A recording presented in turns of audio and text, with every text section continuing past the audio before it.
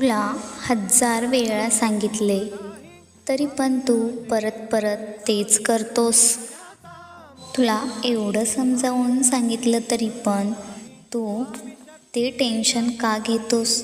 तुला सांगितलं ना, टेन्शन घेऊ नकोस.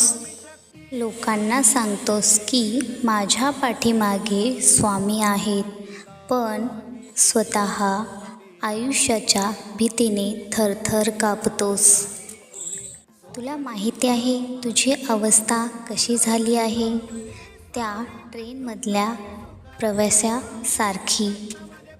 तो ट्रेनमध्ये बसला आहे, पण स्वतःची जड बॅग खाली ठेवण्याऐवजी स्वतःच्या डोक्यावर घेऊन बसलाय.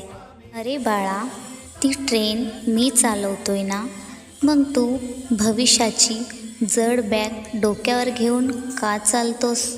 मी इथे तुझ्या भविष्याची प्लॅनिंग करण्यामध्ये बिझी आहे आणि तू मात्र एका कोपऱ्यात बसून नखं चावत बसला आहेस. पण बाळा, मी तुझी फाईल हातामध्ये घेतली आहे ना, मग तुला माझ्या अपार्टमेंटमध्ये ढवळाढवळ करायची काही गरज नाही. बाकी उद्या काय करायचं, कसे रस्ते काढायचे, कसे मार्ग काढायचे हे मी माझं पाहीन.